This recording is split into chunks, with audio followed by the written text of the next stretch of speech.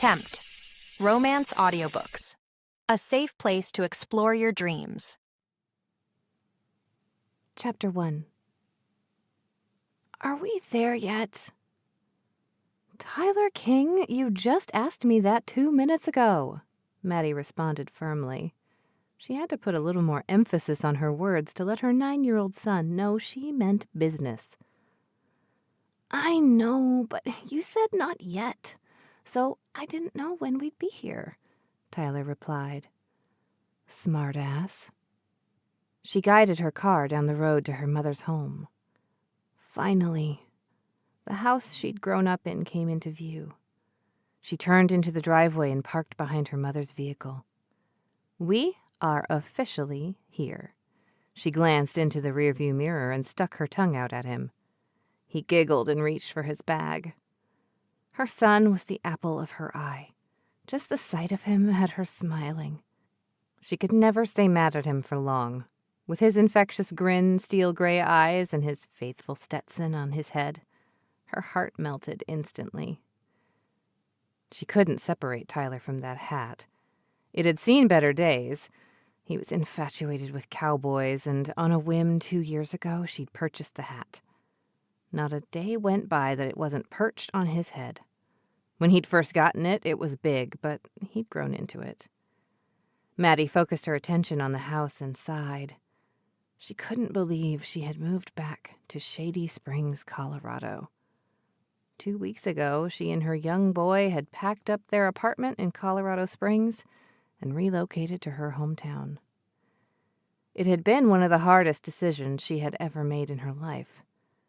She had tried to make a decent life for them in the city. A single mother could only do what she could do, and the decision to move back to Shady Springs was what was best for them. With rising costs of living in the city not being met by her salary, the choice was solid. Maddie had feared Tyler wouldn't do well with the move.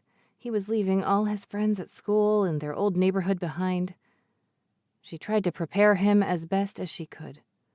Visiting her mother was different than permanently living here. But Tyler had surprised her. The minute he'd heard they were moving to the country and he would be near cowboys, he'd practically dragged her to Shady Springs. Let's go, buddy. Nana's waiting for you. Maddie exited the vehicle and blew out a deep breath. Tyler stepped from the car with his duffel bag in hand. It was his slumber bag to stay over at his grandmother's while she went to work. Took y'all long enough, Mila called out from the porch. Tyler sped off, running up the stairs to hug her. The relationship between Maddie and Mila was a strained one. But Mila believed in family and offered to help Maddie in any way she could. Someone couldn't find his favorite pajama pants and wouldn't leave until he found them, Maddie chuckled. When her son grew attached to something, it was a code red situation if he lost it. She walked around the car and up the stairs. That's all right. I have plenty for Tyler and me to do while you're at work, Mila said. She opened her arms to Maddie. Maddie wrapped her arms around her mother in a tight embrace. The two of them had been through so much. Since her father died, it had been just the two of them. Things had been tense in their family when her father was alive. He'd been the town drunk, and they never knew which version of Robert King they'd encounter when he came home. Maddie remembered the night they'd gotten the call that he had been found face down in a puddle of his own vomit in an alley near his favorite bar he frequented. Maddie was almost ashamed to admit she had been relieved. She loved him, but as his drinking increased, he wasn't the same man who rocked her to sleep to ward off her nightmares as a child. He'd changed, and it hadn't been for the better. Go inside, little boy, Mila pulled away from Maddie. Dinner is almost ready. Go put your bag away in your room and wash up. I even baked some cookies for dessert. Maddie smiled at the excitement on Tyler's face. Have a good day at work, Mama, he said. He slammed into her for a quick hug. Maddie cherished these moments.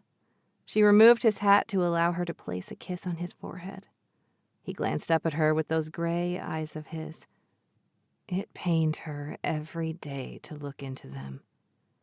They were the exact same color as his, and were a daily reminder of the one who had broken her heart. Tyler tore away and ran into the house. Maddie laughed and shook her head. She had to admit Mila was a better grandmother than she'd been as a mother. Maddie was okay with that. She couldn't change the past. Tyler was her future, and that was all that mattered. She was just grateful their relationship was on the mend. Her mother agreeing to watch Tyler helped keep babysitting costs down. Maddie had taken a job at the local bar as a bartender. Ironic, she knew, since her father was a drunk, but the wages were more than fair, and the tips were decent. Working the late shift guaranteed she'd made extra.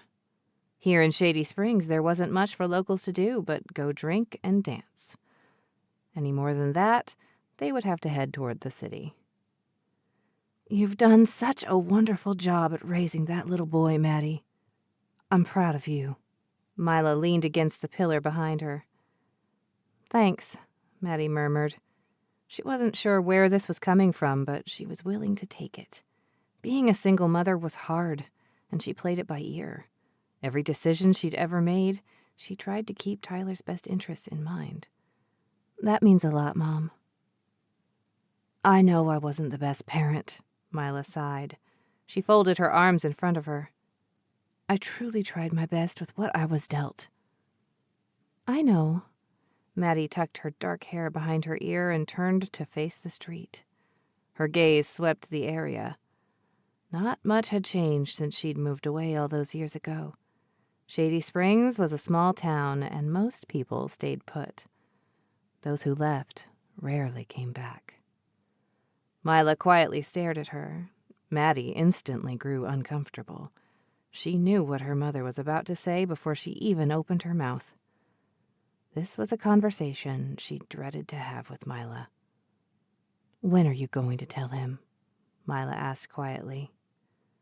"Tell him what?" Maddie feigned ignorance. "You know what I mean, Maddison King. When are you going to tell that boy he's a daddy?" Maddie rolled her eyes. "He's not a boy. He's a grown man." "A man who deserves to know he fathered a child," Mila snapped. "He didn't want anything to do with me then, so why does he deserve Tyler?" Her vision blurred from the tears teetering on her eyelids. She blinked, and they burned a warm trail along her skin. She wiped her face with the back of her arm, angry she could be brought to tears so quickly from something that had happened almost 10 years ago. "Maddie, I didn't mean to make you cry." Her mother moved to her side.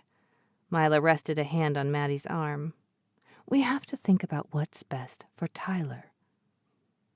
"I'm what's best for Tyler," she retorted. Her mother's lips pressed together in a firm line, as if she wanted to say something else. "Okay," Mila held up her hands. "I don't want to fight. I've made my feelings known, and it's up to you to do what you feel is best for your son." Maddie glanced down at her watch. "I have to go."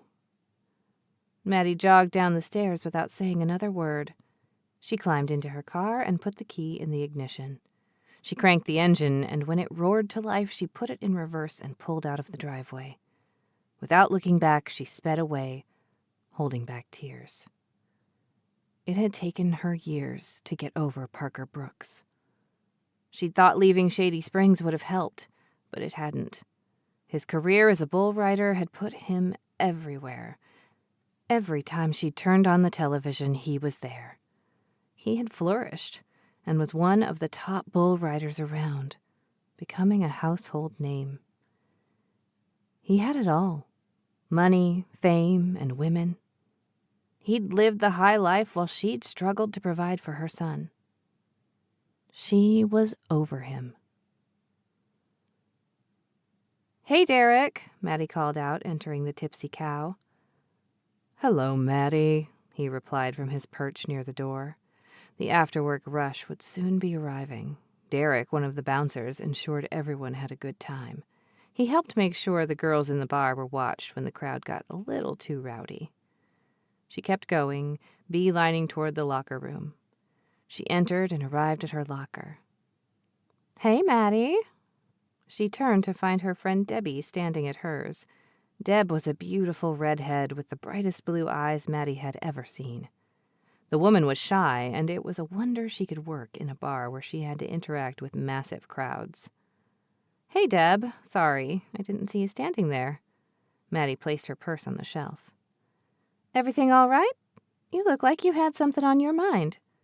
Deb shut her locker and walked over to stand next to Maddie. Their friendship dated back to high school. They hadn't remained as close when Maddie had up and relocated to Colorado Springs. They spoke once in a while, just for old time's sake. Once Maddie had decided to come back, she'd reached out to Deb, who'd instantly offered to help her get a job. A word from Deb, and Maddie was hired. Oh, you know, everything. Like if this move back home was the best thing for Tyler and me. Maddie shrugged. She grabbed her black apron and tied it around her waist. "I'm sure it is. At least for now." Maddie paused and smiled. Deb was right. At least for now she could work, save money, and concentrate on her online classes. Maddie had help with Tyler, and that was a relief. She would just have to take it a day at a time. So far, Tyler was loving it here. Anytime they passed a ranch or a cowboy on a horse, he went wild. "I don't know what I would have done without you," Maddie admitted. She shut the door and leaned against the row of lockers. "Who, me?" Deb snorted. "Please, any of the bars here would have hired you. With your experience in a big town doing this job, they would have been stupid not to hire you." "Well, let's make sure they get their money's worth out of me tonight," Maddie laughed. Moving back from a larger city to a small town did have its perks. She was familiar with some of the popular drinks the college kids liked to order. That made her a commodity amongst the younger crowd.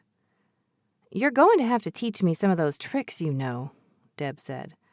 They left the locker room. "I may need to try my hand at bartending instead of waitressing." "Stick with me, my friend." Maddie dramatically waved her hand in the air. "As my apprentice, you shall learn it all." They fell into a fit of giggles as they made their way out into the bar. Tonight, Maddie was going to have fun. She wasn't going to think about her little spat with her mother, and she wasn't going to think about her son's father. Maddie was going to have a good time at work while making some excellent tips. You can listen to the rest of the book in the Tempt Romance audiobooks app, available on the App Store and Google Play. The link to the book is in the description. Discover even more bestsellers and exclusive stories updated weekly, only in Tempt Romance audiobooks.